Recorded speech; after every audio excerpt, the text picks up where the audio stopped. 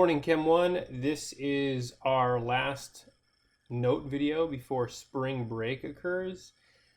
We've been working through looking at gases and how they behave and the properties that they have.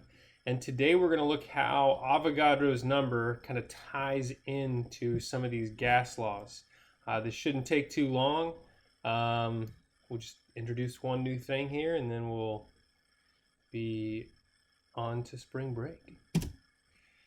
What Avogadro's principle says is that because gases are so spread out, and most of gases are empty space, what that means is that for any sample of a gas at a certain temperature and a certain pressure, that gas has the same number of particles as a different gas. So in other words, helium and hydrogen, even though they're different size molecules, if you have the same size containers of both those gases, you'll have the same number of molecules in each container. It doesn't matter what the gas is. Okay? So 1 mole equals 6.22 times 10 to the 23rd particles, meaning that if you had a mole of hydrogen and a mole of helium, it would take up the same space. It would take up the same volume. And what that number works out to be is 22.4 liters. You will see that number quite a bit when you're doing gas laws. So understand the key here is that this would be at STP. We know from looking at the other laws that when you change temperature and pressure, volume is affected. So this is only for when you're at STP. All right, you could always convert to STP to and if you knew how many moles you had, we'll get to that. Okay, that's a different problem later. Okay, but you can see, like, if we have like hydrogen gas and nitrogen gas, these are both going to take up the same space, even though mass is very different. It's because these nitrogen molecules are much larger. Okay, but because they're still spaced out, there's a bunch of empty space. The same amount of those nitrogen molecules can fit in the same container as hydrogen. Okay, so the molar, we call this molar volume. The molar volume, or the volume of 1 mole of gas at STP, is 22.4. That is the number to remember. Okay, so here's just a graphic showing, okay, we got argon, we got O2, we got N2, and we can see that the volume they take up is the same, even though their mass is different. Okay, but notice we're at STP as well. Okay, so how do we use this in a math situation? All right. The one way we can use this is if it tells us it's at STB, we can use this just to do a simple conversion, okay? It told us, it gave us, so our given is 8.881 moles, okay? And so it wants us to find volume. Well, since it's a gas at STP, I can put moles on the bottom because I want it to cancel out, and I put volume in liters at the top. And now I have a ratio that 1 mole equals 22.4 liters. That's the number that we just learned.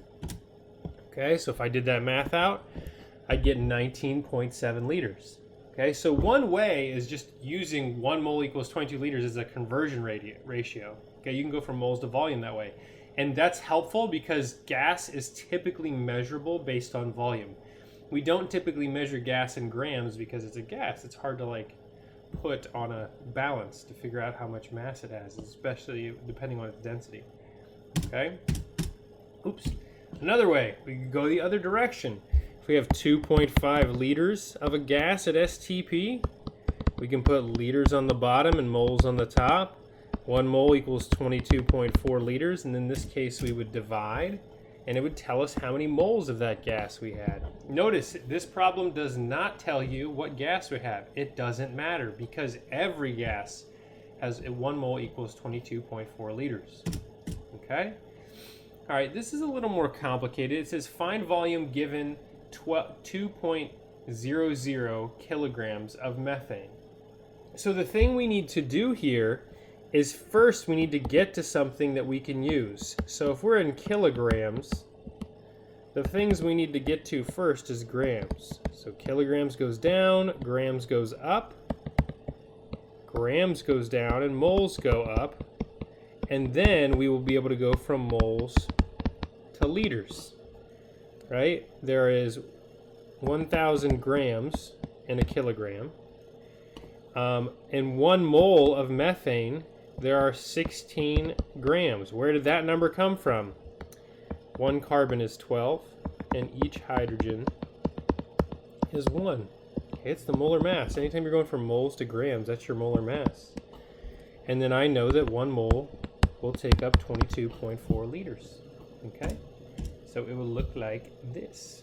Okay, this is in scientific notation. You wouldn't necessarily have to do that, but it's there. 3 sig figs kept. Okay. Another way that we can use this that's really helpful is with density. If I give you any gas, you would know the molar mass and you would know the molar volume. And so theoretically, you could calculate density based on that, because density is just a ratio of mass to volume. So you would assume that you have 1 mole, and then you just put molar mass over molar volume, and that would be the density of that gas. Okay, it's very simple. So we can do a problem with that. What's the density of hydrogen sulfide? The first thing you have to get correct is the formula. Hydrogen's a +1, sulfide's a -2. So if we crisscross, we get H2S. Okay, so that means we have 2 hydrogens, 1 sulfur, which would give us a mass of 34.1. Okay, so this is our molar mass, just to be clear.